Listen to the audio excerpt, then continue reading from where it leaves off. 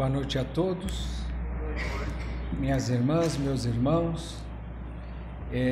Com bastante alegria que mais uma vez aqui nos encontramos numa noite de um clima agradável, depois de um belíssimo dia, onde o sol raiou em seu vigor logo antes das 5 horas da manhã, abençoando a todos nós com sua luz e com essa temperatura bem agradável de verão que já sentimos aqui na nossa ilha. Agradecidos que somos a Deus nosso Pai, misericordioso, justo e bom, por essa oportunidade, vamos dar início à nossa conversa da noite de hoje sobre esse tema, o poder da fé. Quando se fala de fé, via de regra, já vem à nossa mente a fé religiosa, a fé daqueles que abraçam alguma religião. No nosso caso, dentro da doutrina espírita, em outros casos, dentro de outras profissões de fé de outras religiões. Entretanto, a fé, ela nos acompanha desde os primórdios da nossa existência como espécie. E a fé, de forma intuitiva, instintiva, ela acompanha a obra de Deus. Porque os animais, dentro da sua luta de sobrevivência, acreditam sempre nessa real possibilidade, mesmo que debaixo de situações totalmente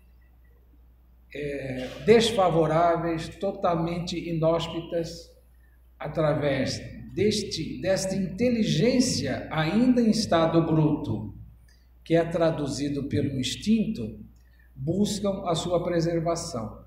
Então, a fé, ela é algo que nos pertence como seres espirituais muito antes de se falar sobre religião. Até mesmo porque a religião, na forma com que nós conhecemos hoje, é muito recente na história da humanidade.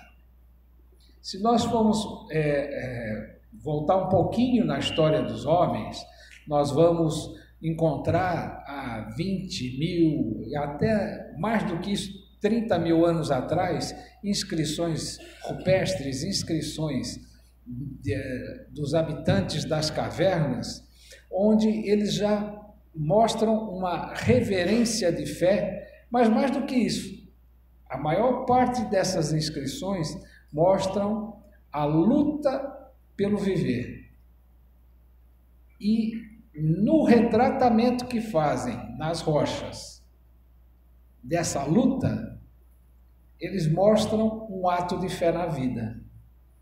Então, antes da gente ter uma religião constituída como tal, que é considerado como religião, o conjunto de normas e de crenças de um determinado grupo de pessoas, sempre ligando o ser profano ao sagrado.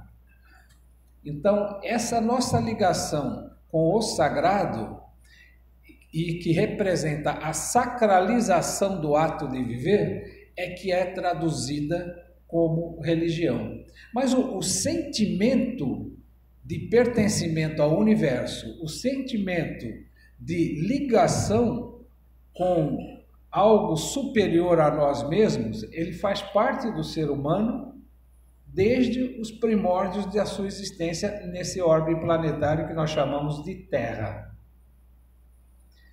E quando se fala de fé como um todo, a fé é uma palavra que ela representa confiança, ela representa crença, representa acreditar, credibilidade em alguma coisa.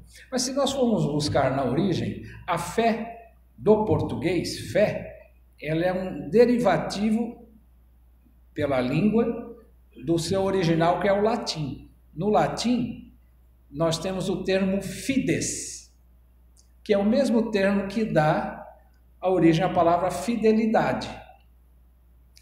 Só que a fé, ela tem esse aspecto de fidelidade, da gente se tornar fiel a uma crença, fiel a uma ideia, fiel a um propósito, fiel a uma pessoa, fiel a uma entidade espiritual, fiel a Deus.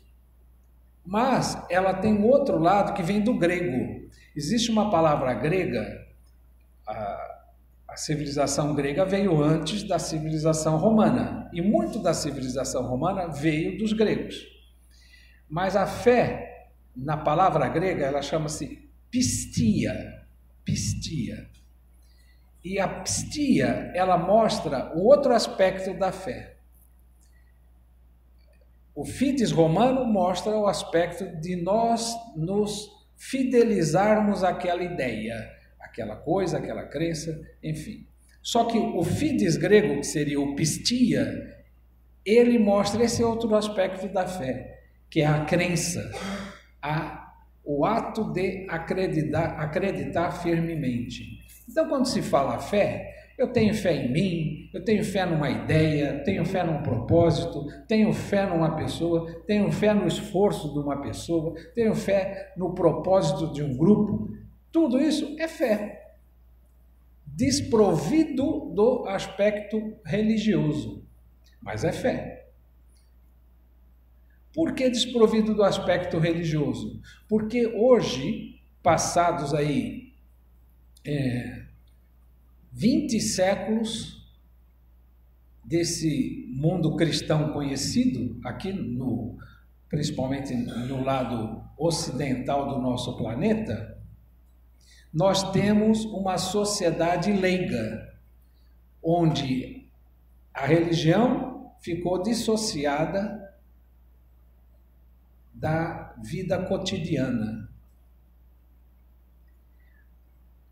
Se voltarmos às civilizações iniciais, como os sumérios, a Babilônia, os próprios gregos, a própria Índia da sua origem, as religiões do Extremo Oriente, os povos do Extremo Oriente, lá a China e tudo mais, aquela vida daqueles seres, naquelas comunidades, naquelas sociedades, não existia a separação entre o ser religioso do ser público, do ser que cuidava do seu viver para si e para a sociedade. A situação dessa dissociação é algo muito novo na civilização. E por infelicidade, essa dissociação, ela se tornou excludente. O que quer dizer? Ou você vive a sua vida do seu cotidiano material, ou você vive a sua vida voltada ao seu lado espiritual. Felipe, não é bem assim. Nós estamos aqui e temos o nosso dia a dia. Sim, mas a movimentação cultural da nossa sociedade faz essa separação. Então, se a gente for observar, hoje nós termos fé em nós mesmos ocorreu uma situação na sociedade que trouxe uma outra forma que não é religiosa, uma forma arreligiosa. Querem ver uma coisa? Estou falando de fé. Deixa eu falar só com os novinhos mais antigos. Os novinhos mais antigos que estão aqui.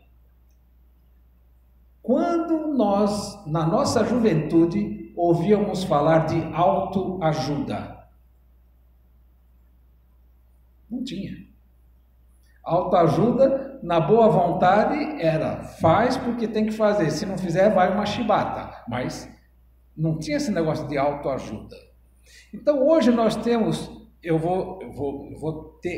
vou pedir a liberdade de falar do jeito que eu vou falar. Hoje nós temos uma pseudo-religião paralela a esse mundo de sacralização do ser, chamada esse movimento social que envolve essa autoajuda. Hoje existe uma economia toda voltada à autoajuda que funciona. Não estou combatendo, ao contrário, é um movimento que funciona para tirar muita gente de estados de depressão, para botar muita gente em atitude de vencer a si mesmo. E aquilo é fé. Ao mesmo tempo, se nós formos observar, recentemente fui à formatura de uma turma de... como é que chama? Quando hoje em dia eles falam aceleradoras, de uma aceleradora de microempresário individual, né? Aceleradoras de MEIs do Sebrae. Eu fui a esse evento de formatura dessa turma, desse curso. Era um curso rápido de 3 meses, aí tinha 100 e tantos formandos lá. E o espetáculo que eu vi ali, religioso, mas era um espetáculo onde era um ato de fé. O tanto de pessoas acreditando em si mesmas, porque elas receberam uma injeção de autoestima através desses 3 meses de curso, que mostraram a elas que elas eram capazes e que elas podiam se assenhorar do timão da sua embarcação e trazer uma nova condição de vida para si e para a sua família. Então eu fiquei encantado que, conversando depois com a minha esposa, que ela era uma dessas formandas, depois no dia seguinte, tomando café da manhã, tranquilamente conversando, falei para ela, ficou claro para mim que, independente do conceito religioso, nós estamos vivendo um outro movimento nessa sociedade que, para mim, segundo a minha visão, trazida por essa doutrina, muitos desses são missionários que vieram fazer a nossa transformação moral para um mundo melhor do que o mundo que nós vivemos. Porque aqui grande parte de nós sabemos, outro tanto que não sabe, de conformidade com o ensino dos Espíritos, todo esse período que nós estamos vivendo é um período de transição, onde o nosso planeta ele sai de uma condição de expiação e provas, a condição de expiações e provas é o motivo de toda essa luta de sofrimento que nós temos, até pelo ato de viver, para um mundo de regeneração, onde não que seja extirpado todo o mal do planeta, mas ele concorre numa menor proporção do que o bem. Então nós estamos nessa fase transitória. Eu estava conversando no café da manhã com a minha esposa e estava falando assim, olha, eu vi ali muito claramente que existem missionários ali no meio, porque a maior parte das pessoas que fizeram palestras tinham idade inferior a 30 anos. E ali foi uma maratona, nós tivemos umas 15 palestras curtas, cada uma de 3, 4 minutos, e a maior parte com menos de 30 anos, e com ideias motivadoras, e mais do que isso, demonstrando o seu sentimento de fé na transformação de si e na transformação do mundo. Então, nesse sentido, é que nós buscamos, nesse momento, falar um pouquinho da fé arreligiosa, a fé não ligada à religião. Por quê? Não adianta de nada, ou até adianta, mas tem o efeito transformador, é menor dentro de cada um de nós, se nós simplesmente tivermos uma fé dogmática. O que é a fé dogmática? Dogma é uma palavra grega também, que ela na realidade, ela representa dizer, não tem discussão. Foi como eu fui criado. Eu nasci num berço católico e, naquela época, era difícil a gente conversar com os pais, principalmente coisa séria, né? Você chegava, pai, eu preciso falar um assunto sério. Ele já falava, o que foi que você aprontou? Né? Normalmente era assim antigamente, né? Não tinha um diálogo mais franco. E eu, na altura dos meus 12 anos de idade, depois de muito quebrar a cuca, eu fui criado na Igreja Católica, fiz catecismo, fiz crisma, e cheguei para o meu pai e falei assim, pai, eu estou com uma preocupação. O que foi? Eu quero saber do senhor quem eu sou, de onde eu vim, para onde eu vou. Aí, o quê? Quem foi que te falou isso? Aí eu falei, não, pai, não foi ninguém que me falou.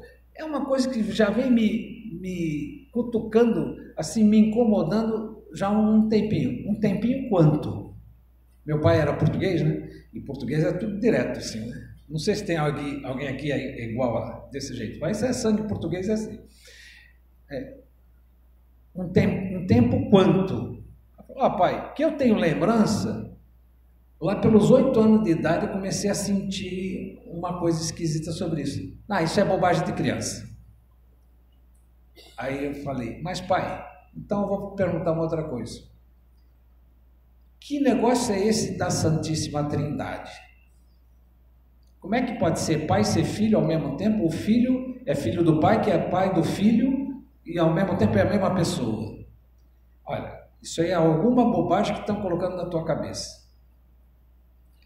E daí a conversa foi caminhando nesse sentido. O que eu contando para vocês essa passagem da imagem de vida, eu estou querendo dizer, isso é um dogma. Isso é um dogma. Por quê? Porque você tem que acreditar. Aí o meu pai, ele falou assim, porque olha, muitos santos da Igreja Católica estudaram isso e resolveram que é assim. Então, isso é um dogma. Não que a Igreja Católica esteja errada, é que para o espírito que sou eu, naquele momento da minha vida, não tinha aderência a mim. Eu já não conseguia me enxergar naquela condição de dogma, é assim porque é assim. Então essa é a famosa fé cega. Tem até uma música do Milton Nascimento que fala fé cega, faca molada, né? Nós temos um DJ aqui que ele sabe do que eu estou falando, né? Uma música lá da década de 70, fé cega, faca molada. Então, fé cega, ou a doutrina dos espíritos, a doutrina espírita, ela te traz a oportunidade de raciocinar e, através do seu entendimento, fortalecer o seu atributo de fé. É isso que nós chamamos da fé raciocinada.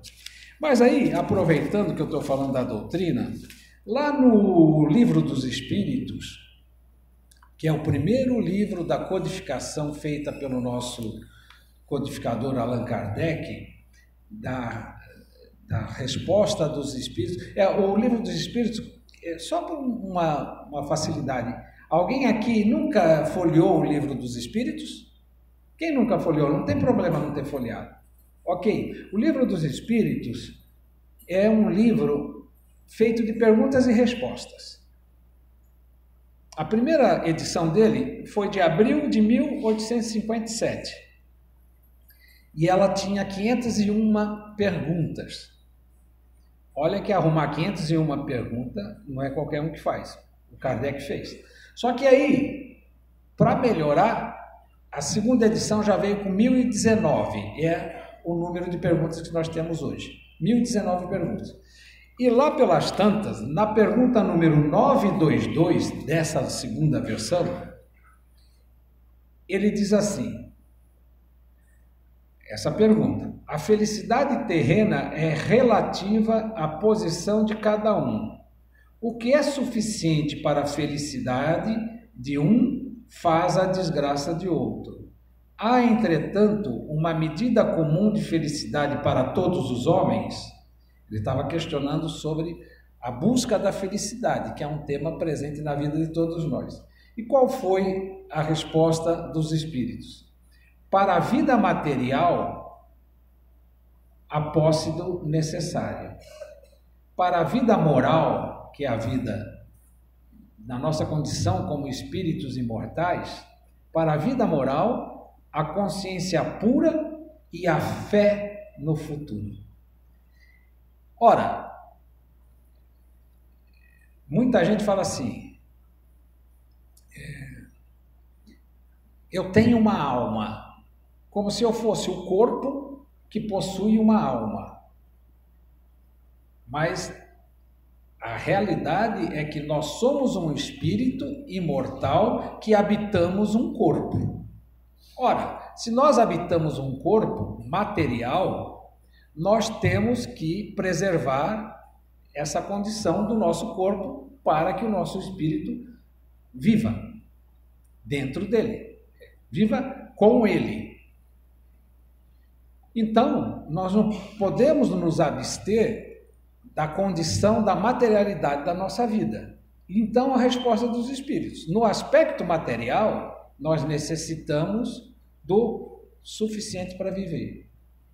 E no aspecto moral, que é o que diz respeito a esse espírito imortal, nós precisamos de ter a consciência de quem somos, da onde vimos, para onde vamos, e a fé no futuro. Aí eu volto, agora há pouquinho que eu dizia a todos, a respeito da nossa sociedade, que hoje ela tem uma separação. Então, se eu perguntar, eu estou aqui com uma mãe que, eu conheci essa menina bem menorzinha, mas ela já cresceu. Então, se eu perguntar para a Andréia, o que você quer para a tua filha? Ela vai me responder, o que de melhor eu puder querer. Então, não tem um pai, uma mãe que não queira o melhor para o seu próprio filho. Ora, se nós somos espíritas, temos as nossas convicções da nossa melhoria moral necessária para que a gente consiga caminhar e fazer a escalada moral suficiente para um dia sermos perfeitos. O que há de melhor para o meu filho? Eu dar a condição para que ele se entenda como um ser autônomo, mas um ser de luz. Por quê? Porque Jesus falou, vós sois deuses, nós temos a centelha divina dentro de nós e essa busca dessa centelha divina é que faz o nosso fortalecimento como ser imortal. Agora, apesar de a vida material ela ser um aspecto secundário, olhando de uma forma mais global da nossa existência, e não da nossa vida, e não simplesmente essa existência, o que acontece? Eu teria que dar uma importância maior para a condição de equilíbrio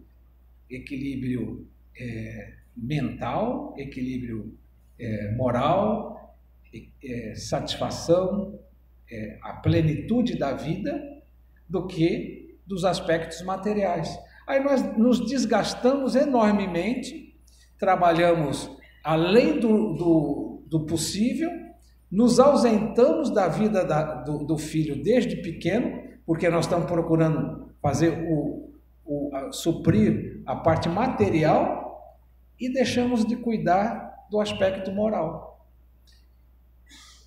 Essa é a motivação hoje que nós temos na nossa sociedade.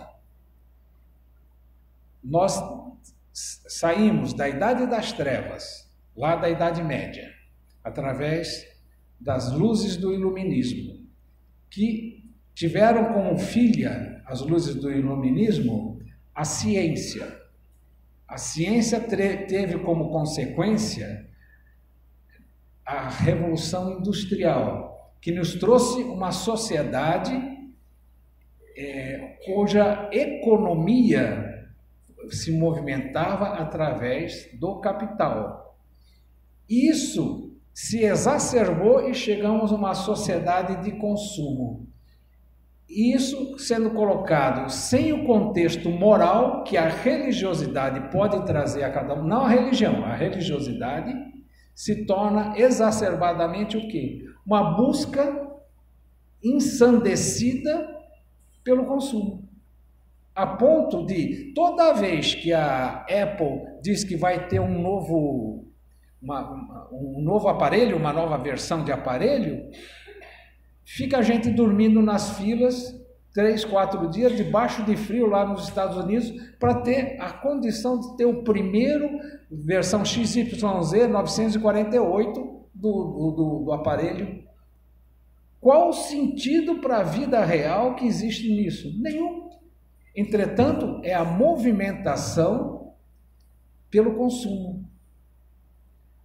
Então, nós deixamos de ter fé naquilo que é essencial, que é na nossa estrutura moral, trazendo a nossa fé no nosso presente, que vai firmar o nosso futuro, para ter fé numa série de valores que não são valores.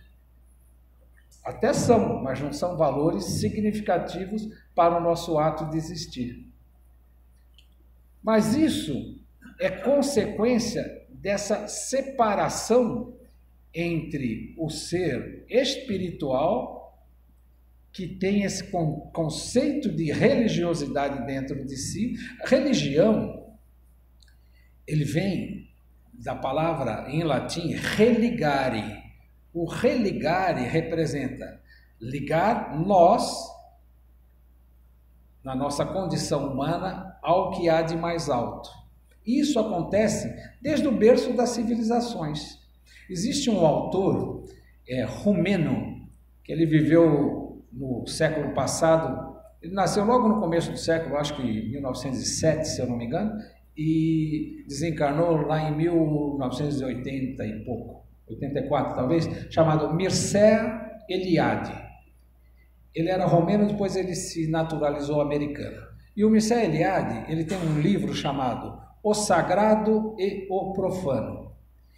E ele era um estudioso da sociologia, um estudioso das religiões.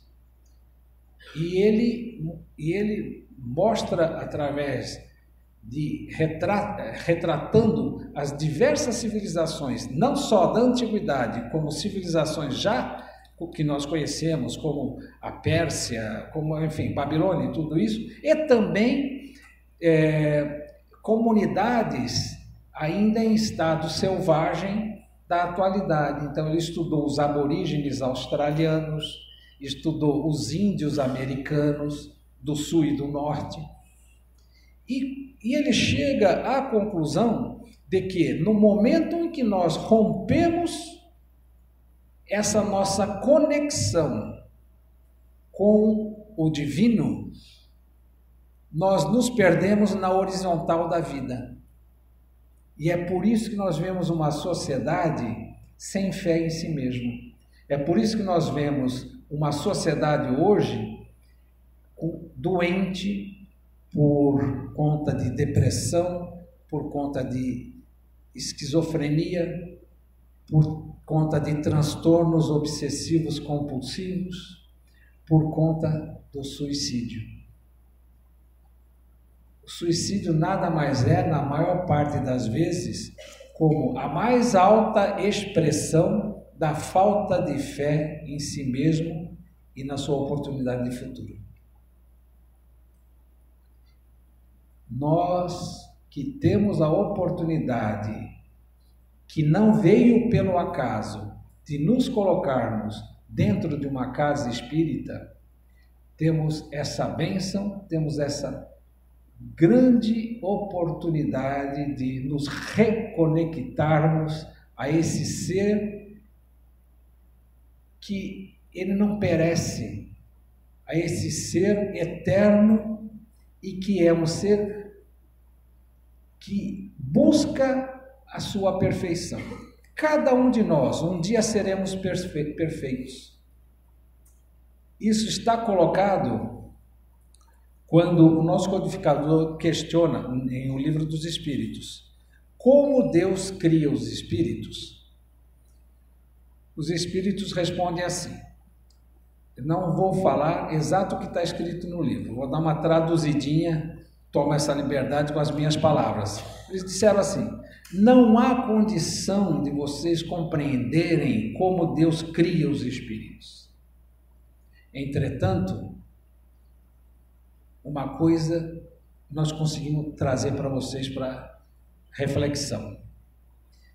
Deus cria a todos os espíritos da mesma forma.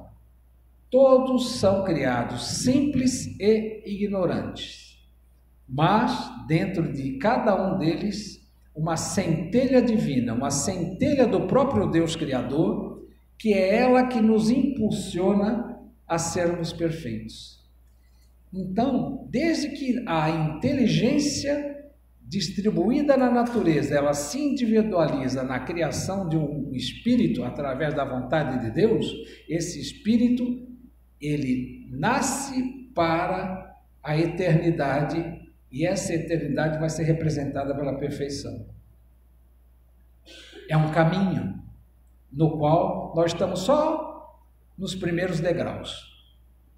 Um dia fomos primitivos, como aquela turminha lá do Cro-Magnon, Neandertal. Um dia nós fomos, aquilo já era gente, já era um ser espiritual como nós, era um ser humano, só que numa condição bem primária. Viemos evoluindo. Quantas guerras nós já vivemos, cada um de nós individualmente, que o véu do esquecimento trazida pela misericórdia de Deus não nos permite lembrar. Mas para nós todos que estamos aqui, hoje em dia a turma da informática fala, essa aqui é a última versão, né? Quando fala de um programa. Então, nós somos a última versão, a versão mais melhorada de um programa chamado o nosso projeto de vida. Na nossa vida como ser eterno, essa versão atual é a melhor que nós temos. Tudo bem, tem gente pensando aí, puxa, se essa é a melhor, como é que era então, né? Mas é verdade, é a melhor que nós temos. Então, a condição de nós nos fortalecermos na fé é a condição do nosso mergulho interior, para nós nos conhecermos. E nos conhecermos representa nos conhecermos com todo esse quadro de virtudes que nós já conquistamos, mas também com todas as mazelas das nossas imperfeições. E uma vez nos conhecendo, nós passamos a ter melhor condição de dominarmos o timão do barco da nossa existência, sermos o comandante. Talvez é pouco falado isso dentro das casas espíritas. Ainda temos eu vou chamar de ranço, um ranço meio, como é que falava na Igreja Católica, daquelas senhorinhas que ficavam sempre rezando com um véu na cabeça, carola, beata, carola, boa, obrigado. Nós ainda temos um ranço meio carola em relação à nossa visão da vida como espírita. Nós temos, com toda a convicção, eu digo, nós temos dois aspectos fundamentais na nossa vida como ser autônomo, independente. Autônomo, a gente fala de autonomia, mas a gente delega para o outro o nosso destino. Quando a gente depende de um irmão que tem uma função de direção dentro de uma casa espírita, eu preciso falar com fulano porque eu estou com um problema. Depende de um padre, depende de um como é que chama? De um pastor, depende de um babalorixá, depende de qualquer liderança de movimento espírita. Nós estamos entregando no outro para o outro a condução da nossa vida. Então, a autonomia é buscarmos recurso dentro de nós mesmos para a condução da nossa vida. É natural que a troca, principalmente em momentos de dificuldade, é natural que a troca de ideias com quem já viveu situações que nós já vivemos nos edifica, nos fortalece. Mas nós temos a condição de sermos autônomos na condução da nossa vida. E talvez esse seja um dos grandes aspectos da doutrina espírita, que pouco é falado dentro das casas espíritas. E o segundo aspecto, que para mim é mais do que fundamental, é a tradução daquilo que nós angariamos em devolutiva para a própria natureza. Como? Através do exercício da caridade. Eu sinto que nós somos devedores a nós mesmos, isso eu digo nós de maneira generalizada, inclusive as lideranças dentro das casas espíritas e do próprio movimento espírita. Pouco nós devolvemos através de ações de caridade, e não uma caridade piegas, que é aquela caridade simples de se fazer, que é se entregar um mantimento, um alimento ou um presentinho no dia de Natal para uma comunidade carente. Uma caridade de dedicação, uma caridade de efetivo amor ao próximo, nós ainda pouco devolvemos, no qual eu me incluo. Todos nós pouco devolvemos de tudo aquilo que nós conquistamos. Então, talvez esses dois aspectos sejam aspectos de profissão de fé. Como é que eu professo a minha fé? Buscando a minha autonomia como um ser imortal e buscando devolver ao próximo tudo aquilo que eu conquistei.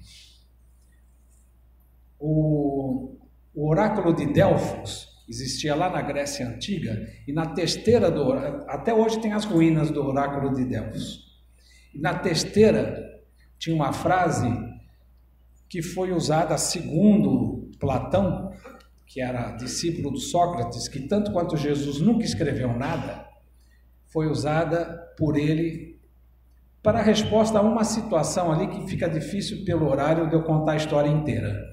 Mas ele disse uma coisa que todo mundo aqui deve conhecer. A frase dizia assim: conheça-te a ti mesmo. Ela tinha depois uma sequência, mas vamos deixar só o conhecer-te a ti mesmo. Quanto que nós, de todos nós que aqui estamos, conhecemos da profundidade do nosso inconsciente? Eu vou dar um exercício prático para nós tudo, aí eu prometo que eu vou parar de falar. Diz assim, né? Agir como Jesus não é difícil. Reagir como Jesus, está aí a grande tarefa. Quando nós reagimos, mostra o estágio atual nosso, que é aquilo que está gravado no nosso inconsciente. Então, o exercício prático é o seguinte: no dia a dia, comecem a observar como você reage no trânsito, quando o filho já te esgotou a paciência, ou quando o pai ou a mãe já te esgotou a paciência, com o chefe, com o empregado complicado. Enfim, nas situações cotidianas, não é como nós... Por exemplo, eu estou aqui, eu me preparei para estar aqui. Pode até não estar sendo nenhuma grande maravilha, mas eu estou aqui preparado. Então, vocês olham e falam: olha, aquele camarada é bacaninha. Agora, pisa no meu pé, aí vocês vão ver como é que eu estou. É aí que é na nossa reação que a gente mostra como é que a gente está. Então, quer tirar a temperatura de como é que está o andar da carruagem? Veja quando é a tua reação, como é que você se porta. Para finalizar, talvez na atualidade um dos grandes símbolos que está no, vou chamar como Jung fala, no inconsciente coletivo nosso, de caridade, é Francisco de Assis. Francisco de Assis era um jovem abastado, um jovem filho de um grande comerciante italiano que viveu na tranquilidade do seu dinheiro, da sua condição financeira, e ele é aquilo que nós conhecemos, que é o tal de São Francisco de Assis. E Francisco de Assis, ele tinha uma certa repulsa, porque naquela época a higiene das cidades, dos burgos, né, que eram cidades pequenas, era muito precária. Então o esgoto corria no meio da pista, no meio das ruas. Então existia uma incidência muito grande da lepra, que hoje nós chamamos de hanseníase.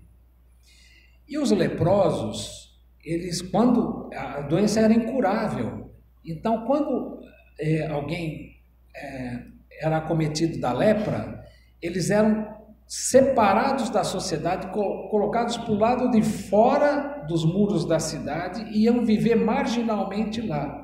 E precisavam colocar, igual aquele cencerro, igual aquele sininho de vaca, colocava no pescoço para ir caminhando. Porque eles só saíam isso depois que o sol se baixava, para eles entrarem na cidade para conseguir alguma migalha para poder buscar sua sobrevivência. E então ouvia o barulho do cencerro, sabia que ali tinha um leproso, a pessoa não se aproximava. Só que aquelas vielas desses burgos todos, inclusive de Assis, quem já foi a Assis sabe que até hoje é desse jeito, numa das curvas dessa viela, Francisco de Assis, muito intrépido, muito ágil, correndo, ele, de repente, quando ele fez a curva, ele deparou-se de frente com um irmão, com um leproso, numa condição deplorável, e naquele momento ele foi tocado pela sensibilidade interior dele e não enxergou o leproso, e sim, nos olhos do irmão, ele enxergou um ser que merecia o seu respeito e a sua própria dignidade. Nesse momento,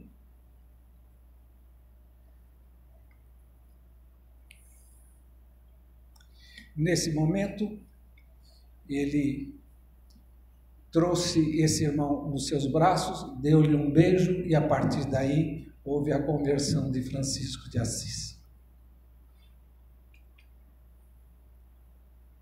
Me perdoe, mas essa é uma história real e que mostra que todos nós temos como transformar através da nossa fé o mundo, partindo da transformação de nós mesmos. Porque o Francisco viveu num momento onde essa condição que nós falamos há pouco, de consumismo, essa condição de desregrada de vida, quando se falava no meio que ele vivia, era o que existia. A condição da igreja daquele momento era uma condição bastante complexa, onde se vendia pedacinho de terreno do céu.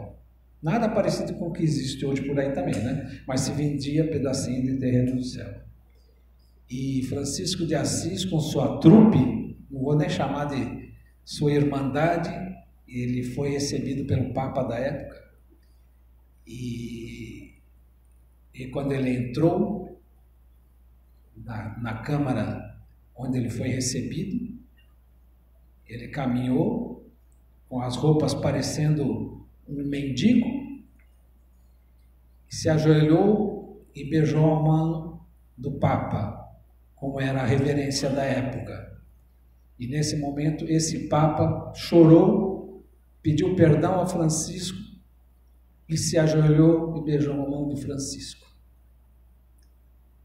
Nessa forma, eu desejo que seja motivo de reflexão para todos nós o poder da nossa fé e o poder transformador que nós temos no mundo, porque o mundo de hoje ele está melhorando a cada dia e necessita a cada dia de mais de nós, trabalhadores da última hora, que aqui estamos para colaborarmos com a transição desse mundo por um mundo de paz, por um mundo de fraternidade, por um mundo de amor. E que Deus, nosso Pai misericordioso, justo e bom, traga a todos nós, não só hoje, mas no decorrer de toda a nossa semana, e principalmente nos avizinhando das épocas festivas, onde se comemora a chegada de Jesus, quando encarnado nesse planeta, nos abençoe a todos nós com sua luz, sua paz, sua harmonia e seu amor. Uma boa noite a todos.